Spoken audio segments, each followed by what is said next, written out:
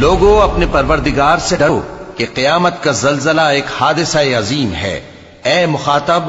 جس دن تو اس کو دیکھے گا اس دن یہ حال ہوگا کہ تمام دودھ پلانے والی عورتیں اپنے بچوں کو بھول جائیں گی اور تمام حمل والیوں کے حمل گر پڑیں گے، اور لوگ تجھ کو مدہوش نظر آئیں گے، حالانکہ وہ مدہوش نہیں ہوں گے بلکہ عذاب دیکھ کر مدہوش ہو رہی ہوں گے۔ بے شک اللہ کا عذاب بڑا سخت ہے۔ اور بعض لوگ ایسے ہیں جو اللہ کی شان میں علم کے بغیر جھگڑتے اور ہر شیطان سرکش کی پیروی کرتے ہیں، جس کے بارے میں لکھ دیا گیا ہے کہ جو اسے دوست رکھے گا تو وہ اس کو گمراہ کر دے گا اور دوزخ کے عذاب کا رستہ دکھائے گا۔ لوگوں،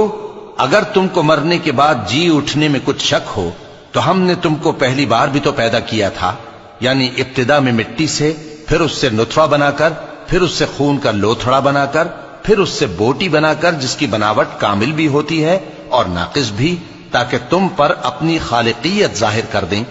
اور ہم جس کو چاہتے ہیں ایک میعاد مقرر تک پیٹ میں ٹھہرائے رکھتے ہیں، پھر تم کو بچہ بنا کر نکالتے ہیں، پھر تم جوانی کو پہنچتے ہو، اور بعض قبل از پیری مر جاتے ہیں، اور بعض بڑھاپے کی نہایت خراب عمر کی طرف لوٹائے جاتے ہیں کہ بہت کچھ جاننے کے بعد بالکل بے علم ہو جاتی ہیں۔ اور اے دیکھنے والے، تو دیکھتا ہے کہ ایک وقت میں زمین خشک پڑی ہوتی ہے، پھر جب ہم اس پر مے برساتے ہیں تو وہ شاداب ہو جاتی اور ابھرنے لگتی ہے اور طرح طرح کی بارونق چیزیں اگاتی ہے۔ ان قدرتوں سے ظاہر ہے کہ اللہ ہی قادر مطلق ہے جو برحق ہے، اور یہ کہ وہ مردوں کو زندہ کر دیتا ہے، اور یہ کہ وہ ہر چیز پر قدرت رکھتا ہے، اور یہ کہ قیامت آنے والی ہے اس میں کچھ شک نہیں، اور یہ کہ اللہ سب لوگوں کو جو قبروں میں ہیں جلا اٹھائے گا۔ اور لوگوں میں کوئی ایسا بھی ہے جو اللہ کی شان میں بغیر علم کے اور بغیر ہدایت کے اور بغیر کتاب روشن کے جھگڑتا ہے اور تکبر سے گردن موڑ لیتا ہے تاکہ لوگوں کو اللہ کے رستے سے گمراہ کر دے۔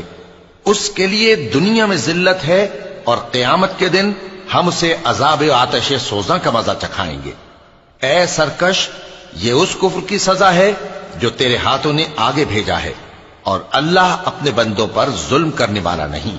اور لوگوں میں بعض ایسا بھی ہے جو کنارے پر کھڑا ہو کر اللہ کی عبادت کرتا ہے، اگر اس کو کوئی دنیاوی فائدہ پہنچے تو اس کے سبب مطمئن ہو جائے، اور اگر کوئی آفت پڑے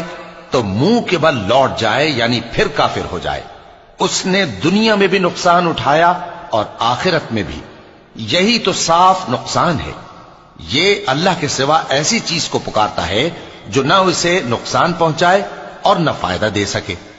یہی تو پرلے درجے کی گمراہی ہے۔ بلکہ ایسے شخص کو پکارتا ہے جس کا نقصان فائدے سے زیادہ قریب ہے۔ ایسا دوست بھی برا اور ایسا ساتھی بھی برا۔